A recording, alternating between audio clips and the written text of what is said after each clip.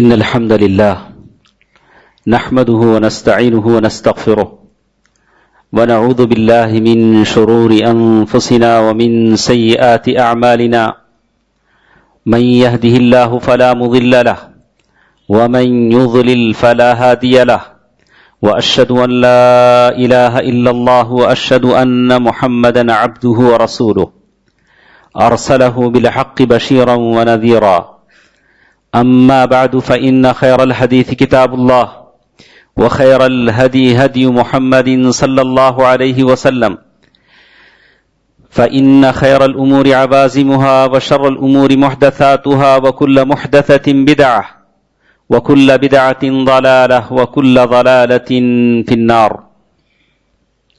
فأعوذ بالله من الشيطان الرجيم بسم الله الرحمن الرحيم سبحان الذي أسرى بعبده ليلا من المسجد الحرام إلى المسجد الأقصى الذي باركنا حوله لنريه من آياتنا إنه هو السميع البصير.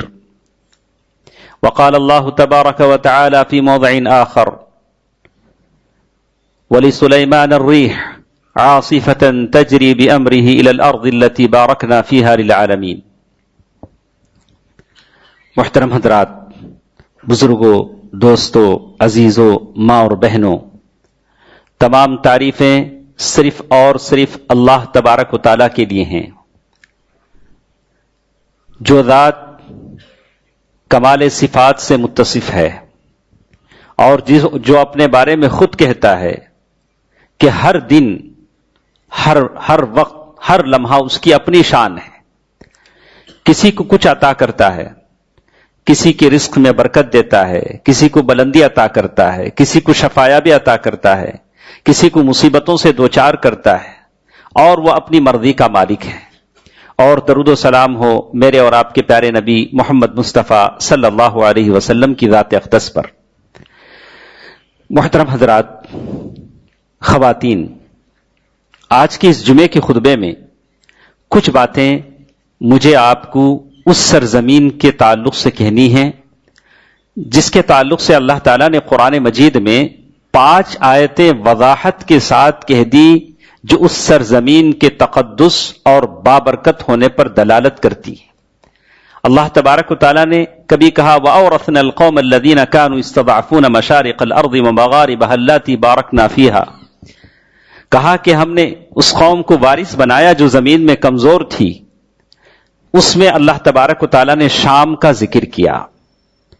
اور پہلے میں آپ کو بتا دوں کہ جب بھی ہم شام کا لفظ ذکر کرتے ہیں، ملک شام کا ذکر ہوتا ہے، تو اس سے مراد قرآن و حدیث میں وہ سارے ممالک ہیں جس کو انگریزوں نے 1920 میں بانٹ کر 4 ملکوں میں تقسیم کر دیا: فلسطین، لبنان، اردن، سیریا. یہ سارے 4 ملکوں کے مجموعے کو قرآن و حدیث میں شام کا لفظ کہا گیا ہے. یہ 4 ملک مراد ہیں اور اس میں فلسطین بھی مراد ہے. تو قرآن مجید کی یہ آیت اور دوسری وہ آیت سورۃ الاسراء کی جو پہلی آیت ہے سبحان الذی اسری بعبدہ لیلا من المسجد الحرام الی المسجد الاقصی الذی بارکنا حولہ. اللہ تبارک و تعالیٰ کہتے ہیں سبحان، اللہ تبارک و تعالیٰ بڑا تقدس والا ہے، بڑا پاک ہے، جو اپنے بندے کو لے گیا ایک ہی رات میں بعبدہ لیلا من المسجد الحرام، مسجد حرام سے مسجد اقصی تک. پھر اللہ کے نبی صلی اللہ علیہ وسلم نے 7 آسمان کا سفر کیا. یہ ساری تفصیل اس آیت میں بتائی گئی.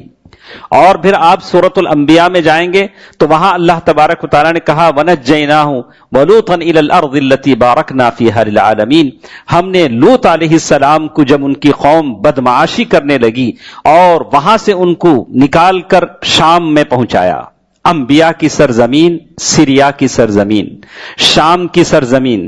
اور پھر اسی صورت میں آپ دیکھیں گے تو کہا وَلِسُلَيْمَانَ الرِّيحَ عَاصِفَةً تَجْرِي بِأَمْرِهِ إِلَى الْأَرْضِ الَّتِي بَارَكْنَا فِيهَا. اور سلیمان علیہ السلام کو جو ہوائیں اڑا کر لے جاتی تھی اس سرزمین کی طرف جس میں ہم نے برکت دی، وہ سیریا کی سرزمین تھی جو خون سے لہو لہان ہے.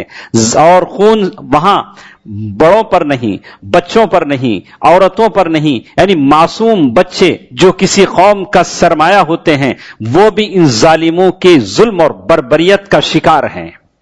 اور 2011 سے لے کر 8واں سال لگنے کو ہے لیکن سارے لوگوں کو چپ سادھ لی ہے, کسی کو احساس نہیں ہے. اسی لیے ہم آج کے اس جمعے کے خطبے میں ہم نے چاہا کہ آپ کو کچھ حقائق سے مطلع کریں.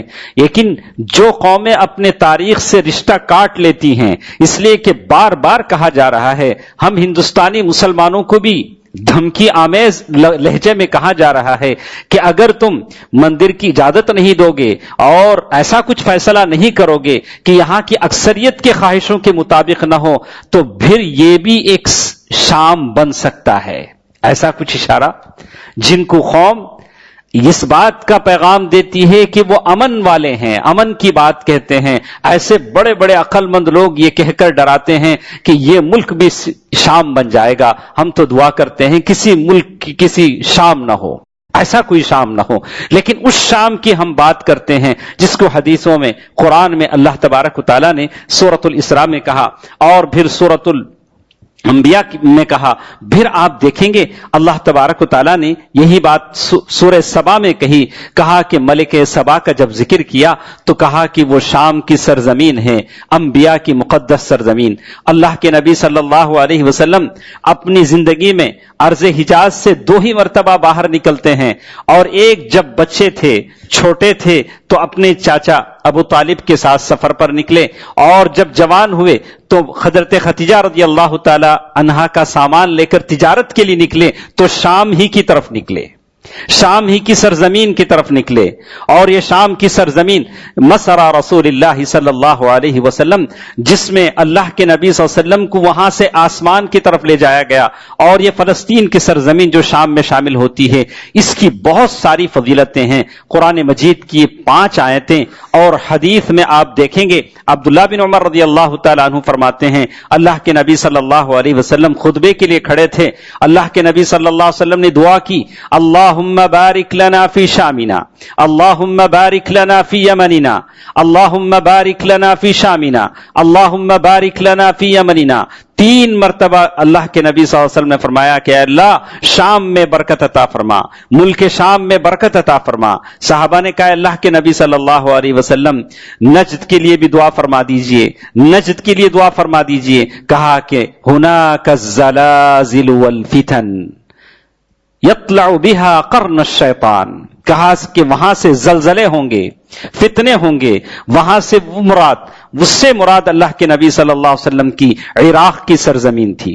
ابو الدرداء رضی اللہ تعالیٰ عنہ فرماتے ہیں, یہ حدیث صحیح بخاری کی ہے, ابو الدرداء رضی اللہ تعالیٰ عنہ فرماتے ہیں, جو امام احمد کی روایت ہے, ارنوت نے اس کو صحیح بتایا ہے, کہا کہ اللہ کے نبی صلی اللہ علیہ وسلم نے فرمایا کہ میں نے خواب میں دیکھا کہ میں سویا ہوا تھا, ایمان کی کتاب میرے سرہانے رکھی ہوئی تھی, وہ میرے سرہانے سے وہ کتاب کھینچی گئی, مجھے ڈر لگا کہ کہیں ایمان اٹھا نہ لیا جائے.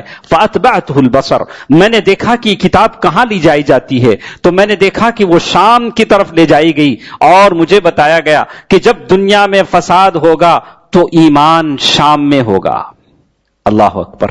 وہ شام جسے ہم سیریا کے نام سے یاد کرتے ہیں, جس میں ہم بڑے شوق سے میسیجیں بھیجتے ہیں, وہاں کی بربادی کے, وہاں کے بچوں کے جنازوں کے, وہاں کی ہلاکتوں کے. مجھے شکایت ہے میرے اپنے بھائیوں سے, کیا ہمارا ذمہ یہ ہو جاتا ہے کہ ہم اپنے اس کو ان فوٹو کو اپنا پروفائل بنا لیں, یا اس کی تصویریں ہم آگے فارورڈ کر دیں, یا کہہ دیں کہ بس دیکھو کیسی کیسی حالت ہے. اس سے ہمارا ایمانی اخوت, ایمانی جذبہ ہمارا کامل ہو جاتا ہے, یہاں سے ہماری ذمہ داری اٹھ جاتی ہے. یہ اس کے علاوہ بھی ہمیں کچھ کرنا ہے اس سرزمین کے لیے جہاں صرف راستے اس لیے رہ گئے ہیں کہ وہاں جنازے لے جائیں, جہاں دن میں لوگ ہم 5 وقت کی نماز پڑھتے ہیں تو وہاں کوئی دن ایسا نہیں گزرتا کہ جہاں جنازے کی نماز نہ پڑھی جاتی ہو, جہاں نمازوں کی تعداد ہی بدل گئی, روزانہ جنازے پڑھے جاتے ہیں. اس ملک کے لیے ہم ہندوستانی مسلمان کیا کر سکتے ہیں, اس بات کا تو اندازہ لگانا ہوگا. تو پہلے کچھ فضائل ہم نے سنی اس سرزمین کے بارے میں جو حدیثوں میں آتا ہے. یہ انبیاء کی سرزمین ہے. ابراہیم علیہ السلام نے اس کی طرف ہجرت کی, اور جہاں سے بہت سارے انبیاء بنی اسرائیل کے بھیجے گئے. ابراہیم علیہ السلام کی ہجرت کے ساتھ ساتھ کہتے ہیں کہ یہ अर्ज महशर है, सरजमीन शाम, सरजमीन सीरिया या सूरिया अर्ज महशर है, अर्जुल महशर वल मंशर। और ये वो सरजमीन है। कभी मुझे लगता है, कभी आप सोचते हैं कि क्या इस तरह से ये मुल्क खत्म हो जाएगा, जैसे कुछ वहां की बर्बादियां हम देखते हैं, वहां की गिरी हुई इमारतों के मलबे, वहां से निकले हुए लाशें, और वहां के बच्चों की वो आह और बिलकती हुई सिसकियां और चीखें, और कभी मुझे लगता है कि क्या ये मुल्क खत्म हो जाएगा। अल्लाह अल्लाह, हरगिज खत्म नहीं होगा, हरगिज खत्म नहीं होगा। अल्लाह के नबी सल्लल्लाहु अलैहि वसल्लम ने फरमाया कि फरिश्तों ने उस पर रहमत के पर बिछाए हैं। क़द तकफ़्फ़ल अल्लाहु बिअर्ज़ि शाम, मेरे नबी ने कहा कि अर्ज़ शाम की जिम्मेदारी अल्लाह ने ली है, यह मुल्क कभी खत्म नहीं होगा। और कहा कि अर्ज़ शाम वो मुक़द्दस मुल्क है जहां क़ियामत तक नेक लोग अल्लाह तबारक व तआला का दीन बुलंद करते रहेंगे, उसकी जिम्मेदारी अल्लाह ने दी। लेकिन सवाल है अपने ईमान का कि आपका ईमान कितना मजबूत है। आपने देखा कि जंग अहज़ाब का मौका था, सारी फौजें मुसलमानों को मिटा देने के लिए आ चुकी थीं, जितनी ताकतें थीं, मदीने के इर्द गिर्द हिसार बांध दिया था। अल्लाह के नबी सल्लल्लाहु अलैहि वसल्लम, भूखे सहाबा मदीने के अतराफ गड़ा खोद रहे हैं, और जब देखा इतनी बड़ी तादाद, कुछ सहाबा अल्लाह के नबी सल्लल्लाहु अलैहि वसल्लम के पास आए, कहा बलगतिल कुलूबुल हनाजिर, आए अल्लाह के नबी, डर के मारे तो हमारे दिल हलक में आ गए हैं, हम क्या करें। अल्लाह के नबी सल्लल्लाहु अलैहि वसल्लम फरमाया, दुआ करो, अल्लाहुम्मा अस्तर औरातिना व आमिन रवातिना, अल्लाहुम्मा अस्तर औरातिना व आमिन रवातिना। और मेरे प्यारे नबी सल्लल्लाहु अलैहि वसल्लम हाथ उठाकर दुआ फरमा रहे हैं, अल्लाहुम्मा मुंजिलल किताब सरीअल हिसाब इहज़िमिल अहज़ाब, ऐ अल्लाह मुंजिलल किताब, किताब का तू नाजिल करने वाला है, सरीअल हिसाब, बहुत जल्द तू हिसाब लेता है, इहज़िमिल अहज़ाब, ये जो फौजें और लश्करें जमा हैं, या अल्लाह तू इनको शिकस्त देने वाला है, अल्लाह या अल्लाह इन फौजों को शिकस्त दे दे। आप दुआ कर सकते हैं, इतना तो जरूर कर सकते हैं, मैं तो कर सकता हूं। कितनी मस्जिदें हैं जो मोहब्बत रसूल के दावे में जिनकी जबानें नहीं थकती, कितनी मस्जिदें हैं जिसमें कुनूत नाजिला का एहतमाम होता है। अल्लाह के नबी सल्लल्लाहु अलैहि वसल्लम ने पढ़ा, गरीब मुसलमानों को, मजबूर मुसलमानों को अल्लाह के नबी सल्लल्लाहु अलैहि वसल्लम देखते तो आपका दिल गम से भर जाता। मक्के में जो मुसलमान फंस गए थे, उन मुसलमानों के लिए मेरे प्यारे नबी सल्लल्लाहु अलैहि वसल्लम ने दुआ की। क्या आपने कभी जंगे मौता के बारे में पढ़ा है? जंगे मौता, गज़वे मौता, जो इसी सरजमीन शाम में हुई, जिसमें 30,000 मुसलमानों की तादाद थी, 2 लाख शामी थे जो मुसलमान नहीं थे। कोई मुमासलत है? कोई बराबरी है? 2 लाख एक तरफ, 30,000 मुसलमान एक तरफ, 2 लाख जो गैर मुस्लिम हैं उनके पास हथियार है। मैं भी अपने भाइयों से कहता हूं, अपने नौजवानों से कहता हूं, अपने ईमान को मजबूत करो, यह हमारा सबसे बेहतरीन हथियार है। जब फौज निकलती है, अब्दुल्ला बिन रवाहा रज़ियल्लाहु ताला अन्हु साहबे रसूल मशहूर शायर हैं, कहते हैं, हम तादाद से नहीं लड़ते, हम ईमान से लड़ते हैं। झूम झूम कर शेर सुनाते हैं, हम तादाद से नहीं लड़ते, हम ईमान से लड़ते हैं। हम इस मुल्क के मुसलमानों से ही कहते हैं कि हमारा ईमान है जो हमारी ताकत है, हमारा ईमान है। इसको शिर्क से, गंदगी से और दूसरे आलाइशों से पाक कीजिए, तौहीद परस्त बन जाइए, मुवहिद बन जाइए, तौहीद में आइए। देखिए अल्लाह तबारक व तआला कितनी ताकत आपको और मुझे देते हैं। कैसी ताकत आती है। अल्लाह के नबी सल्लल्लाहु अलैहि वसल्लम इस गज़वे में शामिल नहीं हैं, इसको गज़वा कहा गया। अल्लाह के नबी सल्लल्लाहु अलैहि वसल्लम कौसों मैलों दूर मदीने में हैं, लेकिन अल्लाह तबारक व तआला आपकी आंखों के सामने गज़वा मौता का मंजर दिखा रहा है। अल्लाह के नबी सल्लल्लाहु अलैहि वसल्लम देख रहे हैं, कह रहे हैं कि ज़ैद ने फौज का झंडा उठाया, शहीद कर दिए गए। ज़ैद ने जंग में झंडा उठाया और फौज का झंडा उठाया, शहीद कर दिए गए, नाम बनाम जिक्र कर रहे हैं। जाफर बिन तैयार ने झंडा उठाया, शहीद कर दिए गए, आंखों से ज़ारो क़ितार आंसू गिरने लगे। फिर कहा, तीनों का नाम लिया, ज़ैद का, اور پھر جعفر کا، اور پھر ساتھ ساتھ کہا کہ جب تینوں حکمرانوں کی شہادت ہو گئی اور ساتھ ساتھ وہ کہتے ہیں عبداللہ بن رواحہ جو شعر کہتے ہیں، اور اس وقت بھی وہ شعر کہہ رہے ہیں کہ ہم تعداد پر لڑتے ہیں، کہا کہ عبداللہ بن رواحہ رضی اللہ تعالیٰ عنہ نے جھنڈا اٹھایا اور پھر وہ شہید کر دیے گئے۔ اللہ کے نبی صلی اللہ علیہ وسلم کی آنکھوں کے سامنے منظر بتایا جا رہا ہے۔ لوگوں، اپنے انتصاب پر فخر کرو، اپنی ہمت میں بلندگی پیدا کرو، اپنے ایمان میں تر و تازگی پیدا کرو، اپنے ایمان کو جلا بخشو۔ کہا کہ ایمان ہماری طاقت ہے، ان چیزوں کو پڑھو، یاد کرو، یہ ہمارے اسلاف تھے جن کی ایمان بڑی طاقت تھی۔ غزوہ موتا کا یہ منظر اللہ کے نبی صلی اللہ علیہ وسلم کی آنکھوں میں بتایا گیا۔ کہا کہ زید بن حارثہ شہید ہوئے، جعفر بن طیار شہید ہوئے، عبداللہ بن رواحہ شہید ہوئے۔ اب اللہ تبارک و تعالیٰ نے اپنی تلواروں میں سے ایک تلوار خالد بن ولید کو اٹھایا، اس نے تلوار سنبھالی۔ خالد بن ولید سیف اللہ، اللہ کی تلوار، 9 تلواریں جن کی ہاتھ سے اس جنگ میں ٹوٹی۔ وہ شام کا میدان تھا، سریا کا میدان تھا۔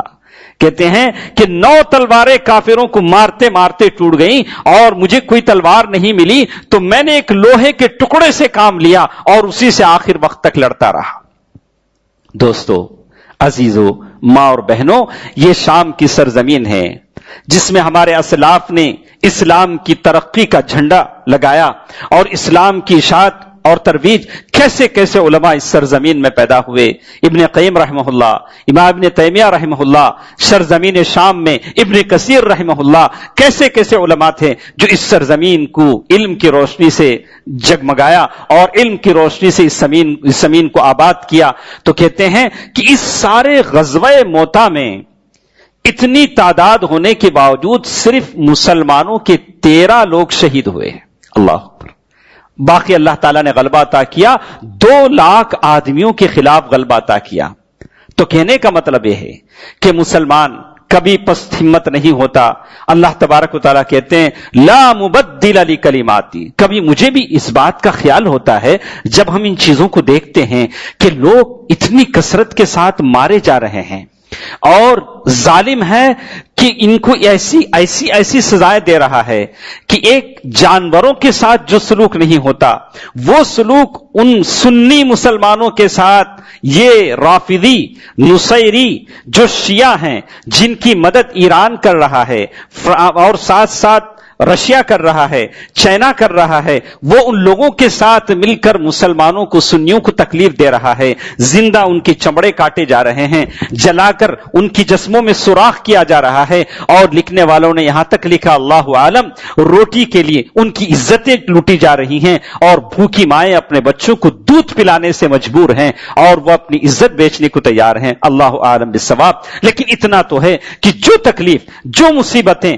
اور جس آزمائش سے وہ لوگ گزر رہے ہیں، اس کے خلاف ہماری کیا ذمہ داری بنتی ہے؟ ہم نے جانا کہ وہ سرزمین مقدس ہے، وہ سرزمین انبیاء کی سرزمین ہے، انبیاء نے اس سرزمین کی طرف ہجرت کی۔ جیسے کچھ ہمارے پاس چیزیں آتی ہیں، ان کو دیکھ کر ایسے لگتا ہے کہ کیا یہاں مسلمان ختم ہو جائیں گے؟ نہیں، ہم کو تو اسی ملک کی طرف جانا ہے، وہ ارض محشر ہے، وہیں سے لوگ اپنے قبروں میں اٹھیں گے۔ نارن تحشر، کہا کہ ایک ایسی آگ نکلے گی جو لوگوں کو اس طرف جمع کرے گی، اور سارے لوگ ارض شام کی طرف جمع ہوں گے۔ اور کیا آپ یقین نہیں کرتے کہ میرے نبی نے کہا کہ وہی وہ شام ہے جہاں عیسیٰ بن مریم اتریں گے؟ کہا کہ وہ دمشق کی مسجد ہوگی، شرق دمشق، اور وہاں عیسیٰ بن مریم قیامت سے پہلے آئیں گے، اور جس پر ہم یقین ہے کہ وہ ملک ختم نہیں ہوگا، وہاں اللہ کا دین ختم نہیں ہوگا، بہت ساری چیزیں باقی ہیں۔ اللہ کے نبی صلی اللہ علیہ وسلم نے فرمایا کہ ایمان وہاں موجود رہے گا فتنوں کے زمانے میں، اللہ تبارک و تعالیٰ کی دین کی سر بلندی کے لیے کوشش کرنے والے وہاں موجود ہوں گے، عیسیٰ علیہ السلام وہاں آئیں گے، اور دجال جو ساری دنیا گھومے گا لیکن مکے میں داخل نہیں ہوگا، مدینے میں داخل نہیں ہوگا، اور اس کا پیچھا کیا جائے گا۔ عیسیٰ علیہ السلام اس کا پیچھا کریں گے، باب اللط پر اسے قتل کریں گے، اور 40 دن تک وہ زمین پر رہے گا، اور 40 دنوں میں سے پہلا دن سال کے برابر، दूसरा दिन महीने के बराबर, तीसरा दिन हफ्ते के बराबर होगा। ये सारी चीजें अपनी जगह मुसल्लमा हैं, ये सारी हकायक हैं। और जो कुछ मुझे तो गिला है, शिकवा है उन लोगों से जो राफिदियत को, शियत को पहचानते नहीं हैं। आज भी मुसलमानों में एक जमात ऐसी भी है जो अल्लामा खुमैनी कहती है, उनकी किताबें पढ़ती है और उनके लिए भरपूर वो ताउन करते हैं और उनका नाम लेते हैं तो इज्जत से उनकी निगाहें झुक जाती हैं। अरे अगर हम ऐसा करेंगे तो यकीनन हम उन मासूम बच्चों के खून में हमारा भी हिस्सा बन जाएगा। अगर हम इन राफिदियों, नुसेरियों जो मुसलमानों के दुश्मन हैं, सुन्नियों के दुश्मन हैं, इनकी तरफदारी करते हैं तो जो बच्चे वहां शहीद हो रहे हैं उनकी खून खराबे में कहीं ऐसा ना हो कि हमारा नाम भी ना लिख दिया जाए।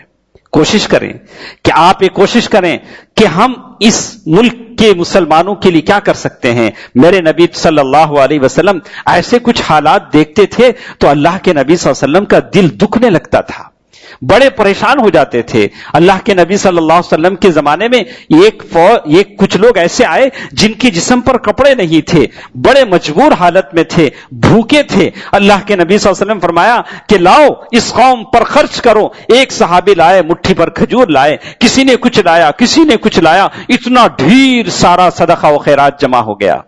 मेरे नबी ने ऐसी चीजों को कभी बर्दाश्त नहीं किया। हमारा भी हक बनता है, हम मुसलमान हैं, दुनिया के कोने कोने में अगर कोई मुसलमान सताया जाता है, कोई मुसलमान मजलूम है, कोई मुसलमान अगर जुल्म और बर्बरियत का शिकार है तो बहैसियत मुसलमान आप पर फर्ज बनता है और बहैसियत मुसलमान मर्द व औरत आप पर फर्ज बनता है कि आप उनकी मदद करें।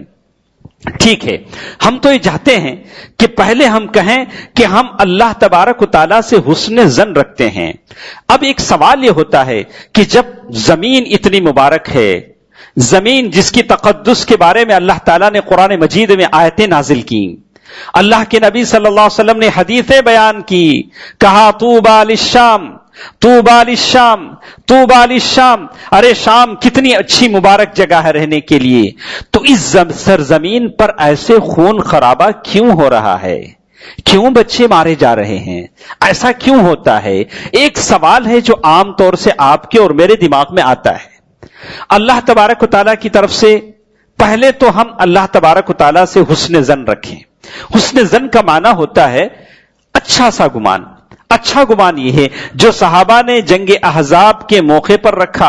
वलम्मा रअल मुमिनून अल अहजाब क़ालू हाज़ा मा वअदना अल्लाहु व रसूलुहु।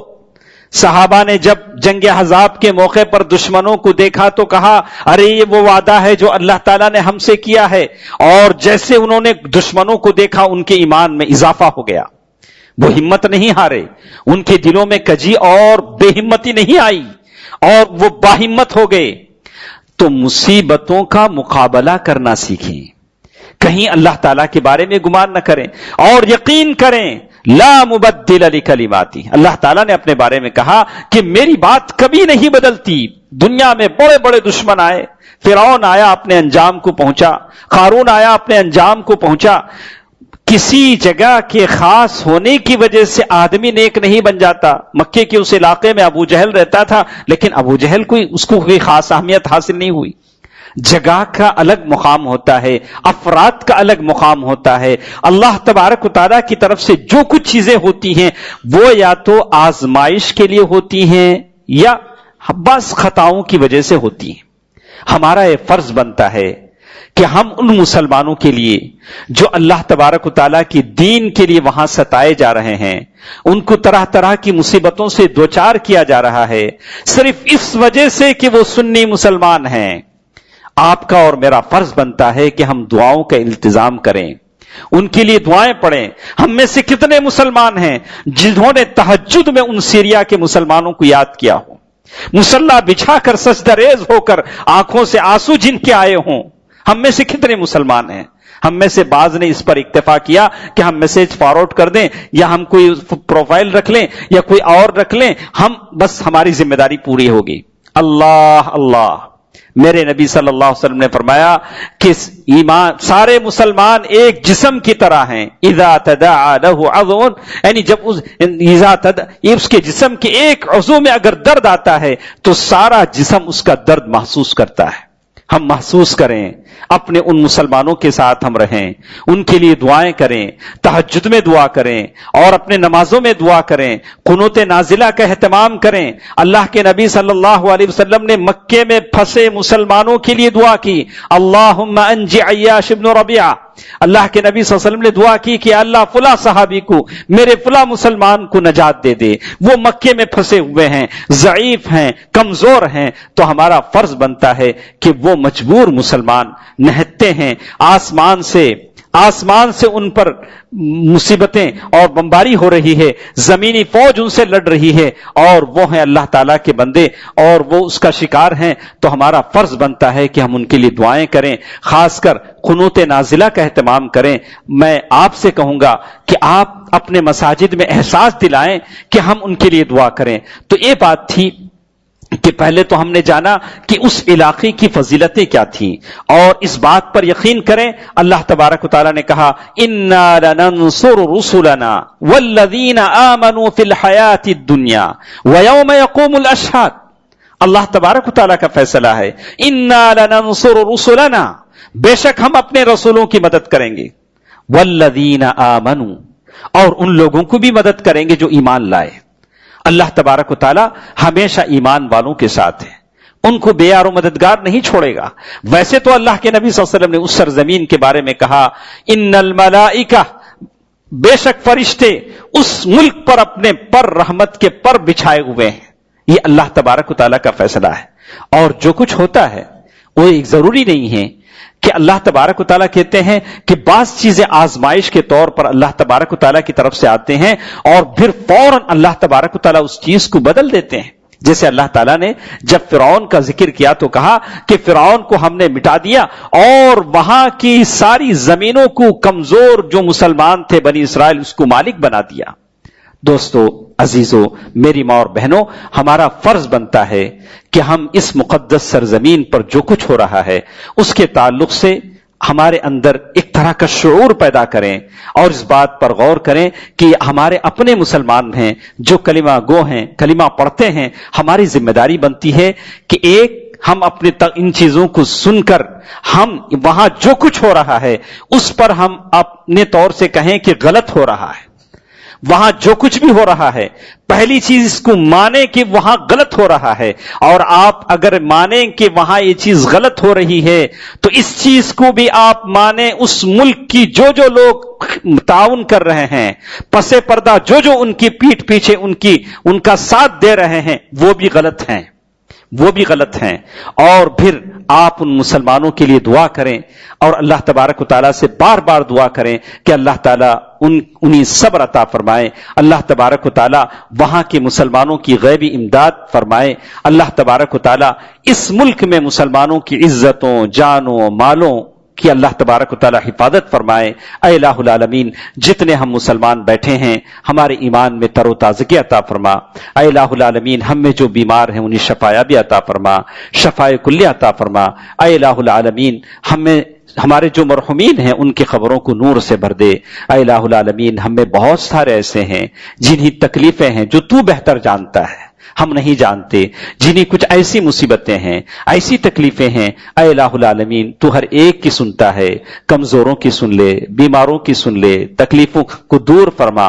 ہم میں سے جو قرض دار ہیں ان کے قرضوں کی ادائیگی کا ذریعہ فرما دے، جو ماں باپ اپنے نافرمان بچوں کو لے کر پریشان ہیں، اے الہ العالمین ان بچوں کو ماں باپ کا مطیع بنا دے، فرما بردار بنا دے۔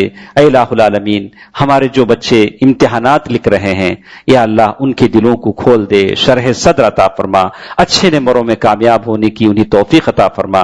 اے الہ العالمین، عالم اسلام کے تمام مسلمانوں پر رحم فرما۔ اے اللہ، جہاں جہاں مسلمان تیرے دین کی سر بلندی کے لیے لڑ رہے ہیں یا اللہ تو ان کا مددگار بن جا، حامی بن جا، ناصر بن جا۔ آمین۔ صدق اللہ العلی العظیم ونفعني وإياكم بالآيات والذكر الحكيم إنه تعالى جواد ملك كريم بالرؤوف الرحيم۔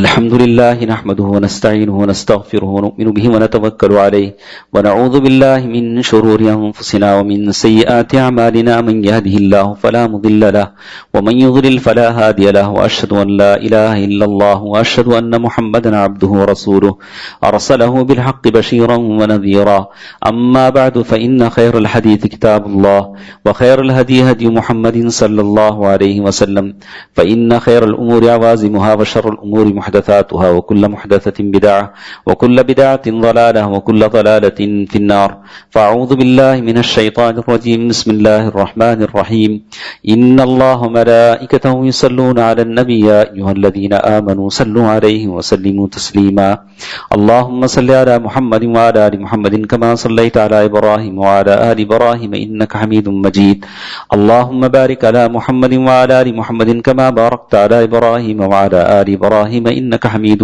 مجيد اذكروا الله يذكركم وادعوه يستجب لكم ولذكر الله تعالى وأولى وعز وجل وأتم وأهم وأكبر